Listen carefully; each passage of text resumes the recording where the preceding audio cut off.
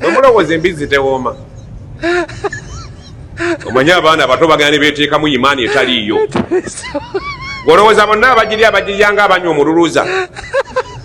Amalusu agaabwe ganjawulo ku gago. Ate nno bateekako ne kamulali okugifuulira ddala ewoomera ddala. Olyoka okakasenti tekaawa. Wabula ate kamulali ajongera bwongeza ate birungi.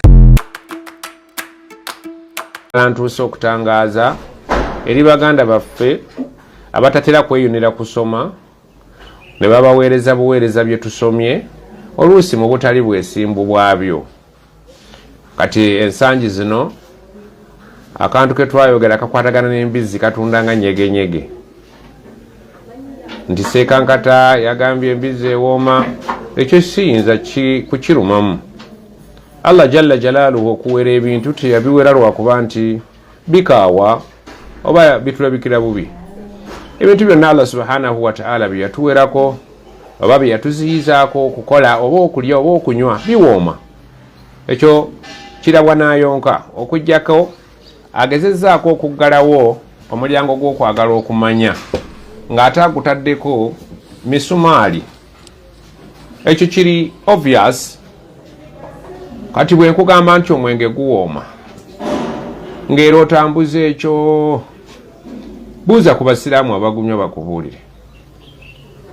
Omwenge guwooma, omwenge gubawo emirembe bannannyini gwo, naye awamu n'okubeera ntukkiriziganya nakyo nti guwooma, Allah jalla jalaalu yaguwera. Obwenzi bunyuma. Haji Majwala ayinza okuba omujulizi. Obwenzi bunyuma nesse kunyuma businga n'obufumbo. Eyali ayenzeeko ndowooza tukkiriziganya naawe.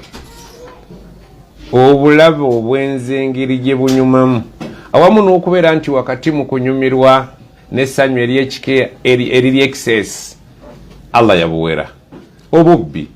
Obubbi nga bunyuma ng'ofuna mangu nga otawanya ekitono n'ofuna kinene, awamu n'ekyo Allah yakiwera. Zaala okuba katono n'okuba munno n'omukuba emmotoka, awamu n'okubeera nti ofuna mangu, Allah yakiwera. Ennyama n'atugamba ennyama etasomeddwako bisimillah esigala ewooma naye baagitugaana ogirya. Embizi ewooma, buuza abagirya bakubuulire. Tulina okukkiriza reality. Kewoome efaanane ensujju, kewoome efaanane enkoko, Allah yagiwera.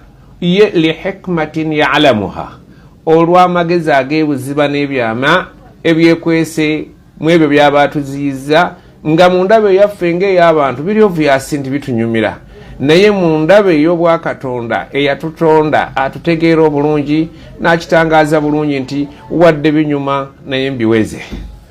Kale kyagaa kibeeraawo. Sheik abantu bagamba abamu bakubye n'embizi nga tuli awo tuli nayo ebifi byayo, abamu era abalala njokye, abalala ekyali nnamba. Abo tubagamba bugambye nti ekyo kyabutaliimu nti gezaako okubeera ng'oyagala okuyiga obusiraamu bwo ng'omutima oguggyemweko. So n'olw'ensonga eyo si kyekintu omuntu kyayinza okwetondako, kuba omuntu yeetonda ku kintu nga naye akifiiringa nti nsobi, wabula akaatirize nti ewooma naye baagigaana wakati n'obuwoomu bwayo. Eringa bwenzi bunyuma, eringa mwenge guwooma, eringa ente efudde obukalago bwetasaliddwa mu Isiraamu esigala nnyama naye is prohibited. Allah jalla jalaaluhu yagiwera. So n'olw'ensonga eyo Haji Majwala ndowooza akantu ako okalabye bulungi. Owano kekali e Uganda kekali ku social media. Sheik Nkata yakkiriza embizi nnungi. Oba weesulise mu by'okutegeera, naye bw'oba oyimiridde bulungi oba oja. Waalaikum salaam wa rahmatullahi wa barakatuh. Nze akantu ako omuntu yakampeereza kirojjo. era yasosenaga asitagafulowa n'alyoka akampeereza naye kati nange muddamu ne mugaana ye bandibadde batude mugaa kyetaaga tulaba omusomo gwonna nga bwe gwabadde lwakuba kati basazeemu kano akawa kati naye ndooza twandisitegedde omusomo gwonna nga bwe gwali teyazzeemu eyabadde yakampeereza bambi edabisi bwe nagiraba omutima gwange namanya nti wawajja okukasalamu nabanakasalamu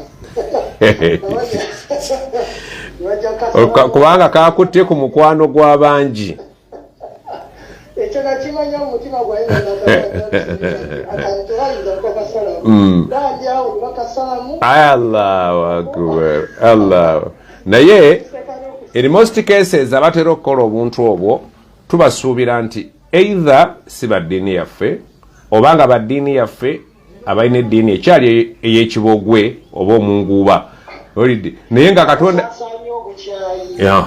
ate toyinza kakati olw'okuba nti tukyogedde tutandika okulya eddiini yange olidde so n'olw'ensonga eyo nti ebinyuma bingi mu bulamu bwaffe ebitusanyusa bingi mu bulamu bwaffe ebiwooma bingi mu bulamu bwaffe si mbizi yokka naye Allah era abigaana nti mbiganye wakati mu kubeera nti gulabamu essanyu so n'olw'ensonga eyo kifaanaganako n'enjaga abantu enjaga ebawoomera era bajagala wamu n'okuba nti eri ya bulabe olidde naye ne bagaana edda kireke n'olw'ensonga eyo si kyekintu kye tuyinza okwetondako wabula kye tuyinza okukkaatiriza nti bwe kiri ewooma naye nga bagiwera tetujja kugamba nti lwakubeera nti enkyafu kyebava bagiwera okukuba kupalapalanya waliyo ennyonjo tetujja kugamba nti lwakuba nzirugavu waliyo enjeru tetujja tugamba nti erina kino oba erina kiri no Allah yakola eggulu n'ensi yagiwera awamu n'okubeera nti